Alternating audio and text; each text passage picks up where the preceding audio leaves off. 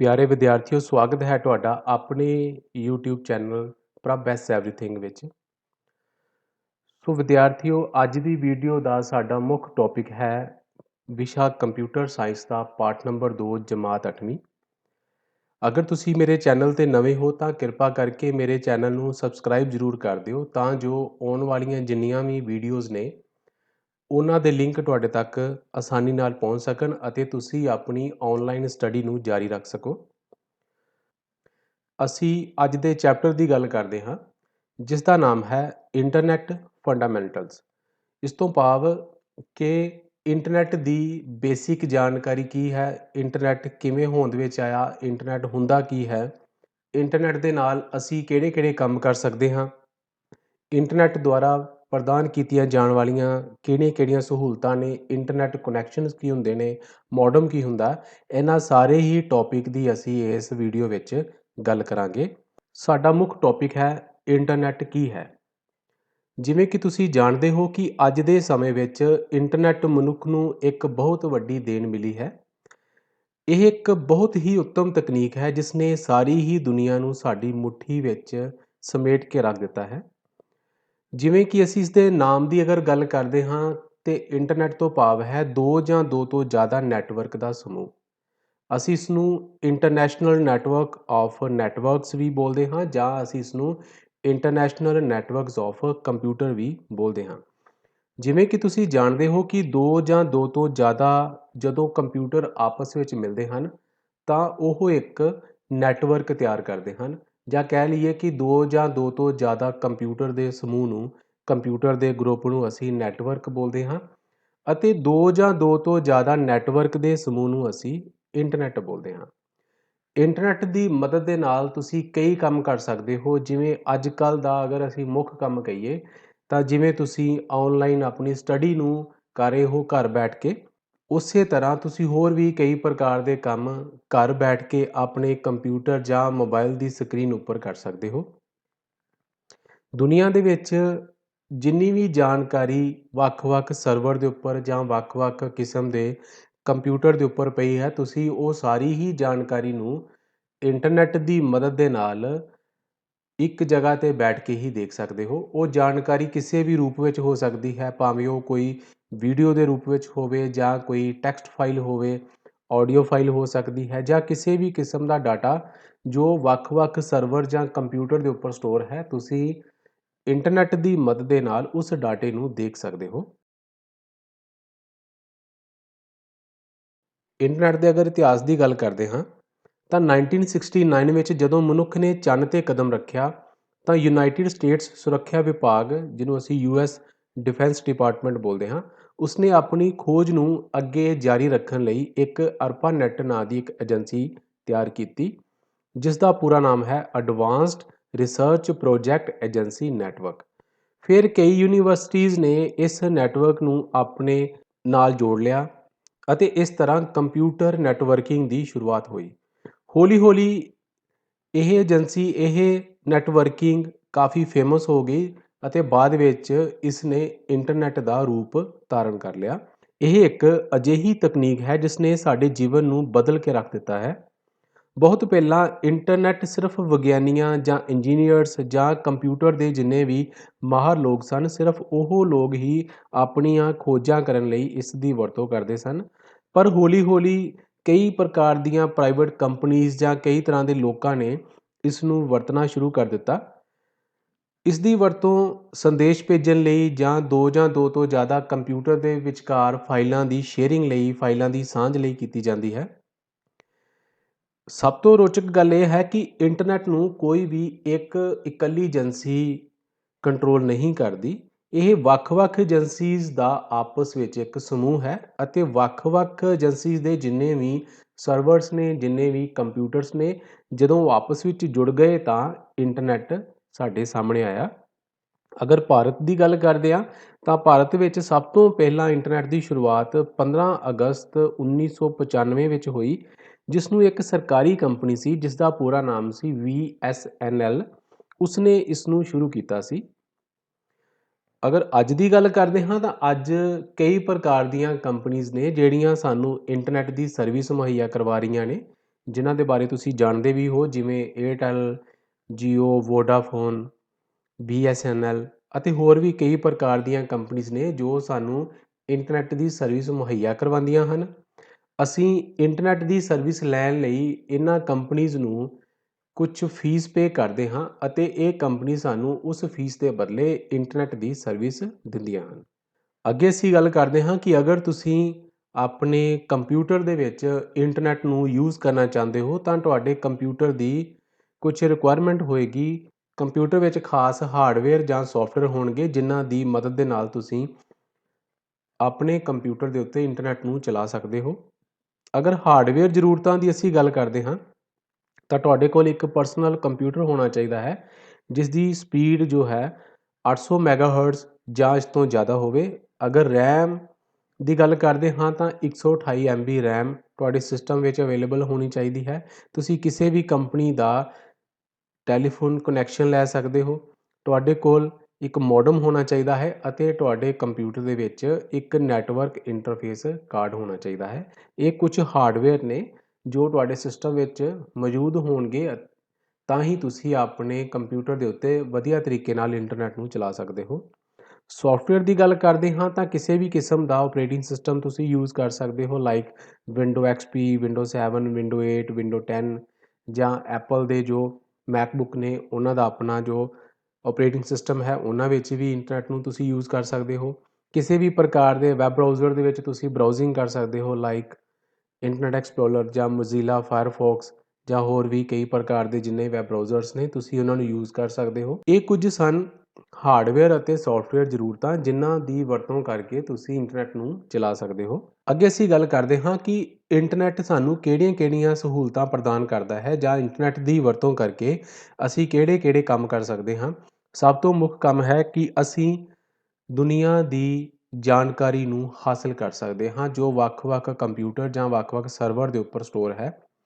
ਤੁਸੀਂ ਇੰਟਰਨੈੱਟ ਦੀ ਮਦਦ ਦੇ ਨਾਲ ਦੁਨੀਆ ਦੇ ਕਿਸੇ ਵੀ ਕੋਨੇ ਦੀਆਂ ਖਬਰਾਂ ਨੂੰ ਪੜ੍ਹ ਸਕਦੇ ਹੋ, ਖਬਰਾਂ ਨੂੰ ਸੁਣ ਸਕਦੇ ਹੋ। ਕਲਾ ਅਤੇ ਮਨੋਰੰਜਨ ਦੀ ਅਗਰ ਗੱਲ ਕਰਦੇ ਹਾਂ ਤਾਂ ਤੁਸੀਂ ਆਪਣੇ ਕੰਪਿਊਟਰ ਦੇ ਵਿੱਚ ਇੰਟਰਨੈੱਟ ਦੀ ਮਦਦ ਦੇ ਨਾਲ ਵੀਡੀਓਜ਼ ਨੂੰ ਡਾਊਨਲੋਡ ਕਰ ਸਕਦੇ ਹੋ, ਦੇਖ ਸਕਦੇ ਹੋ, ਗੇਮਸ ਡਾਊਨਲੋਡ ਕਰ ਸਕਦੇ ਹੋ, ਗਾਣੇ ਡਾਊਨਲੋਡ ਕਰ ਸਕਦੇ ਹੋ, ਉਹਨਾਂ ਨੂੰ ਸੁਣ ਸਕਦੇ ਹੋ। ਔਨਲਾਈਨ ਸ਼ੋਪਿੰਗ ਦੇ ਵਿੱਚ ਤੁਸੀਂ ਆਪਣੇ ਘਰ ਬੈਠ ਕੇ ਹੀ ਇੰਟਰਨੈੱਟ ਦੀ ਮਦਦ ਦੇ ਨਾਲ ਕਿਸੇ ਵੀ ਆਈਟਮ ਨੂੰ ਪਰਚੇਜ਼ ਕਰ ਸਕਦੇ ਹੋ। ਇੰਟਰਨੈੱਟ ਦੀ ਮਦਦ ਦੇ ਨਾਲ ਤੁਸੀਂ ਈਮੇਲ ਕਿਸੇ ਨੂੰ ਭੇਜ ਸਕਦੇ ਹੋ ਅਤੇ ਈਮੇਲ ਪ੍ਰਾਪਤ ਕਰ ਸਕਦੇ ਹੋ। ਅਗਰ ਅਸੀਂ ਹੈਲਥ ਦੀ ਗੱਲ ਕਰਦੇ ਹਾਂ ਤਾਂ ਇੰਟਰਨੈੱਟ ਦੀ ਮਦਦ ਦੇ ਨਾਲ ਅਸੀਂ ਕਈ ਹੈਲਥ ਨਾਲ ਰਿਲੇਟਡ ਵੀਡੀਓ ਦੇਖ ਸਕਦੇ ਹਾਂ, ਕਈ ਲੈਕਚਰਸ ਅਟੈਂਡ ਕਰ ਸਕਦੇ ਹਾਂ ਜਿਸ ਨਾਲ ਅਸੀਂ ਆਪਣੀ ਸਿਹਤ ਨੂੰ ਠੀਕ ਰੱਖ ਸਕਦੇ ਹਾਂ।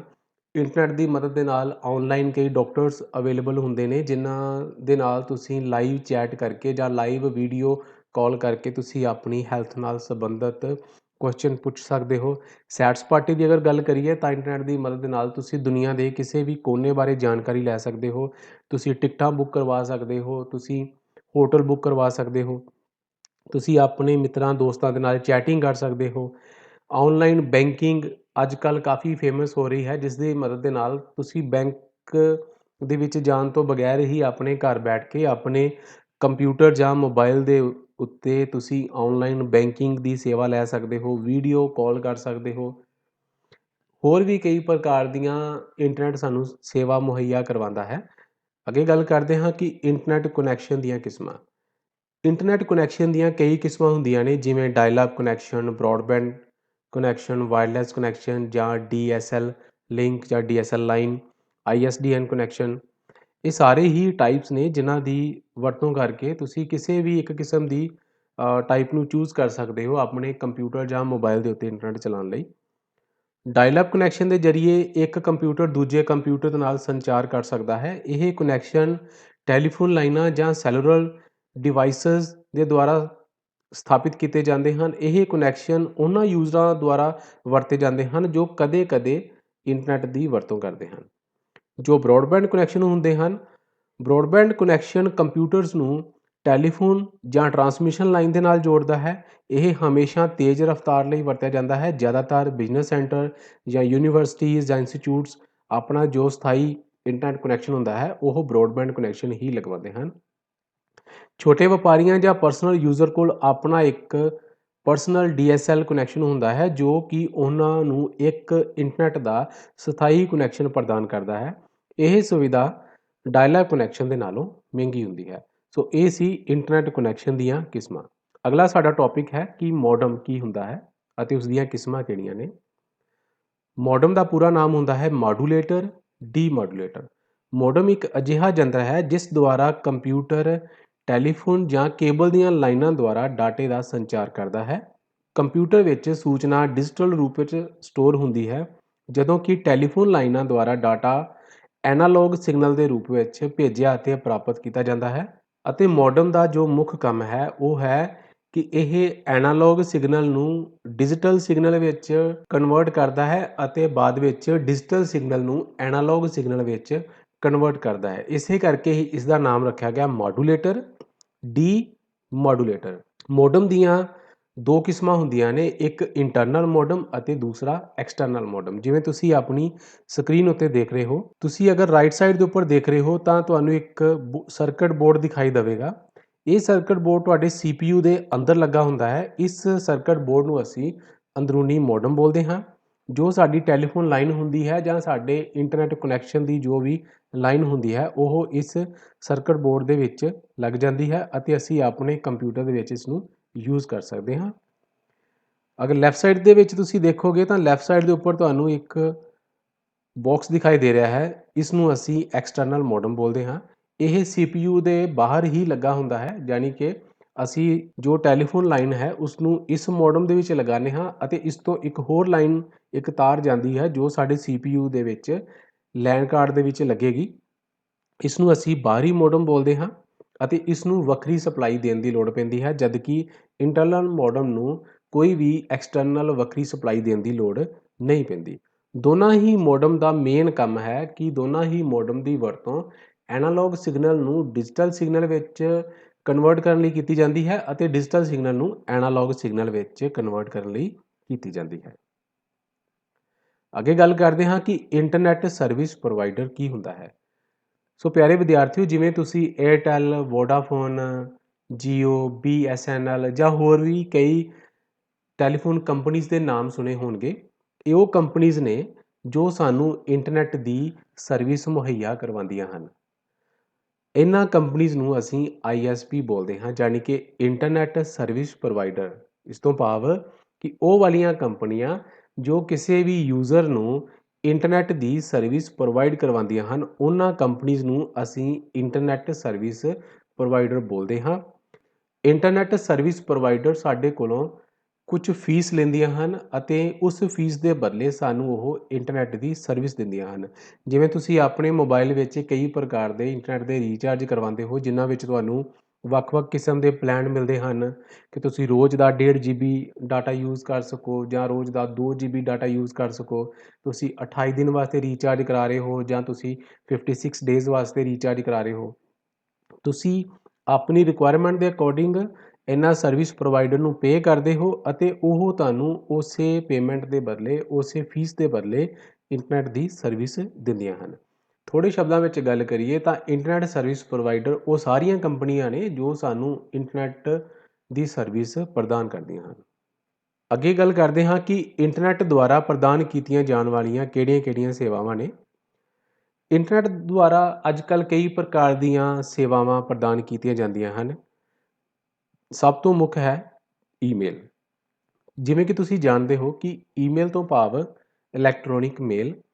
ਈਮੇਲ ਦੀ ਵਰਤੋਂ ਇੱਕ ਸੰਦੇਸ਼ ਨੂੰ ਅਸੀਂ ਇੱਕ ਜਗ੍ਹਾ 'ਤੇ ਬੈਠ ਕੇ ਕਿਸੇ ਦੂਸਰੀ ਜਗ੍ਹਾ 'ਤੇ ਰਹਿੰਦੇ ਕਿਸੇ ਵੀ ਵਿਅਕਤੀ ਨੂੰ ਭੇਜ ਸਕਦੇ ਹਾਂ। ਤੁਸੀਂ ਆਪਣੇ ਕੰਪਿਊਟਰ ਦੇ ਵਿੱਚ ਇੰਟਰਨੈਟ ਦੀ ਵਰਤੋਂ ਕਰਕੇ ਈਮੇਲ ਨੂੰ ਸੈਂਡ ਵੀ ਕਰ ਸਕਦੇ ਹੋ ਅਤੇ ਈਮੇਲ ਨੂੰ ਪ੍ਰਾਪਤ ਵੀ ਕਰ ਸਕਦੇ ਹੋ। ਸਭ ਤੋਂ ਪਹਿਲਾਂ ਇੰਟਰਨੈਟ ਦੀ ਜੋ ਮੁੱਖ ਸਰਵਿਸ ਸਟਾਰਟ ਹੋਈ ਸੀ ਉਹ ਈਮੇਲ ਹੀ ਸੀ। ਉਸ ਤੋਂ ਬਾਅਦ ਹੌਲੀ-ਹੌਲੀ ਜਿਉਂ-ਜਿਉਂ ਇੰਟਰਨੈਟ ਸਾਡੀ ਦੁਨੀਆ ਵਿੱਚ ਫੈਲਦਾ ਗਿਆ, ਉਹਦੇ ਨਾਲ ਵੱਖ-ਵੱਖ ਸਰਵਿਸ ਇਹਦੇ ਨਾਲ ਜੁੜਦੀਆਂ ਗਈਆਂ। ਸੋ ਈਮੇਲ ਜੋ ਸੀ ਇੰਟਰਨੈਟ ਦੀ ਸਭ ਤੋਂ ਮੁੱਖ ਸਰਵਿਸ ਹੈ। ਸੈਕਿੰਡ ਜੋ ਅਸੀਂ ਗੱਲ ਕਰਦੇ ਹਾਂ ਈ-ਕਾਮਰਸ ਤੋਂ ਭਾਵ ਕਿ ਤੁਸੀਂ ਇੰਟਰਨੈਟ ਦੀ ਵਰਤੋਂ ਕਰਕੇ ਇੱਕ ਜਗ੍ਹਾ 'ਤੇ ਬੈਠ ਕੇ ਹੀ ਜਦੋਂ ਵੱਖ-ਵੱਖ ਪ੍ਰੋਡਕਟਸ ਨੂੰ, ਵੱਖ-ਵੱਖ ਸਮਾਨ ਨੂੰ ਖਰੀਦਦੇ ਹੋ ਜਾਂ ਵੇਚਦੇ ਹੋ, ਉਸ ਨੂੰ ਅਸੀਂ ਈ-ਕਾਮਰਸ ਬੋਲਦੇ ਹਾਂ। ਅਗਲੀ ਸੇਵਾ ਹੈ ਸੋਸ਼ਲ ਨੈਟਵਰਕਿੰਗ।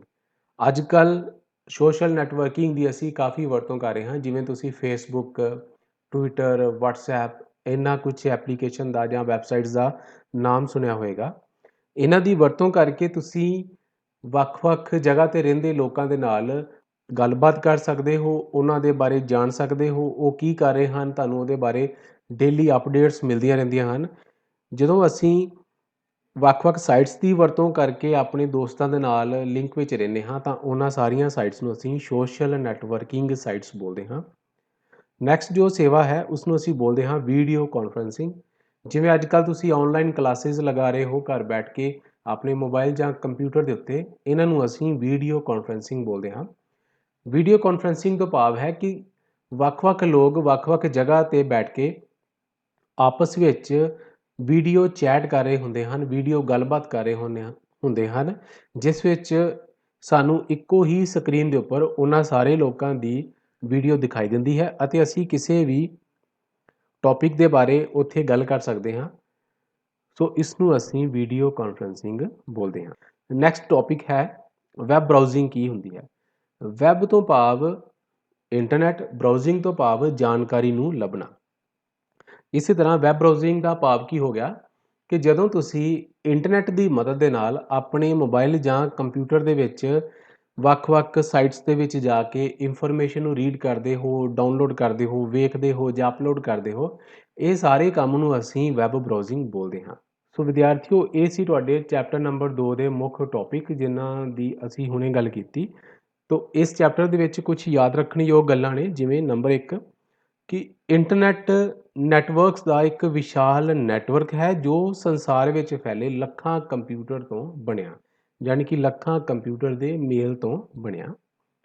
ਸੈਕਿੰਡ, ਈਮੇਲ ਦੁਨੀਆ ਦੇ ਕਿਸੇ ਵੀ ਹਿੱਸੇ ਵਿੱਚ ਸੰਦੇਸ਼ ਭੇਜਣ ਜਾਂ ਸੰਦੇਸ਼ ਨੂੰ ਪ੍ਰਾਪਤ ਕਰਨ ਲਈ ਇੰਟਰਨੈਟ ਦੀ ਇੱਕ ਬਹੁਤ ਹੀ ਮਹੱਤਵਪੂਰਨ ਸਰਵਿਸ ਹੈ। ਨੰਬਰ 3, ਇੰਟਰਨੈਟ ਐਕਸਪਲੋਰਰ ਇੱਕ ਆਮ ਵਰਤਿਆ ਜਾਣ ਵਾਲਾ ਵੈਬ ਬਰਾਊਜ਼ਰ ਹੈ ਜਿਸ ਨੂੰ ਮਾਈਕਰੋਸਾਫਟ ਕੰਪਨੀ ਨੇ ਬਣਾਇਆ, ਪਰ ਤੁਸੀਂ ਆਪਣੇ ਕੰਪਿਊਟਰ ਦੇ ਵਿੱਚ ਹੋਰ ਵੀ ਕਿਸੇ ਕਿਸਮ ਦਾ ਬਰਾਊਜ਼ਰ ਯੂਜ਼ ਕਰਕੇ ਵੈਬ ਸਰਫਿੰਗ ਕਰ ਸਕਦੇ ਹੋ। ਨੰਬਰ 4, ਹਰ ਵੈਬ ਪੇਜ ਦਾ ਆਪਣਾ ਇੱਕ ਵੱਖਰਾ ਐਡਰੈਸ ਹੁੰਦਾ ਹੈ ਜਿਸ ਨੂੰ ਅਸੀਂ URL ਬੋਲਦੇ ਹਾਂ, ਯਾਨੀ ਕਿ uniform resource locator. Number 5, world wide web ਜਿਸ ਨੂੰ ਅਸੀਂ WWW ਦੇ ਨਾਮ ਤੋਂ ਵੀ ਜਾਣਦੇ ਹਾਂ, ਇਹ ਜਾਣਕਾਰੀ ਦਾ ਇੱਕ ਸੰਗ੍ਰਹਿ ਹੈ ਜਿਸ ਦੀ ਵਰਤੋਂ ਇੰਟਰਨੈਟ ਦੇ ਨਾਲ ਕੀਤੀ ਜਾਂਦੀ ਹੈ। ਨੰਬਰ 6, ਜਾਣਕਾਰੀ ਦੀ ਭਾਲ ਵਿੱਚ ਇੱਕ ਵੈਬ ਪੇਜ ਤੋਂ ਦੂਜੇ ਵੈਬ ਪੇਜ 'ਤੇ ਜਾਣਾ ਜਾਂ ਇੱਕ ਵੈਬਸਾਈਟ ਤੋਂ ਕਿਸੇ ਹੋਰ ਵੈਬਸਾਈਟ 'ਤੇ ਜਾਣਾ, ਇਸ ਸਾਰੀ ਪ੍ਰਕਿਰਿਆ ਨੂੰ ਅਸੀਂ ਵੈਬ ਬਰਾਊਜ਼ਿੰਗ ਬੋਲਦੇ ਹਾਂ। ਸੋ ਇਹ ਸੀ ਚੈਪਟਰ ਨੰਬਰ 2 ਦੇ ਮੇਨ ਟੌਪਿਕ। ਉਮੀਦ ਕਰਦਾ ਹਾਂ ਕਿ ਤੁਹਾਨੂੰ ਇਸ ਚੈਪਟਰ ਦੇ ਸਾਰੇ ਹੀ ਟੌਪਿਕ ਸਮਝ ਆ ਗਏ ਹੋਣਗੇ। ਅਗਰ ਤੁਹਾਨੂੰ ਇਸ ਚੈਪਟਰ ਦੇ ਟੌਪਿਕ ਸਮਝ ਨਹੀਂ ਆਏ ਜਾਂ ਤੁਹਾਨੂੰ ਕੋਈ ਵੀ ਕਨਫਿਊਜ਼ਨ ਹੈ ਤਾਂ ਤੁਸੀਂ ਮੈਨੂੰ ਕਮੈਂਟ ਕਰਕੇ ਦੱਸ ਸਕਦੇ ਹੋ ਜਾਂ ਕੁਝ ਪੁੱਛ ਸਕਦੇ ਹੋ। ਸੋ ਵੀਡੀਓ ਨੂੰ ਦੇਖਣ ਲਈ ਤੁਹਾਡਾ ਧੰਨਵਾਦ।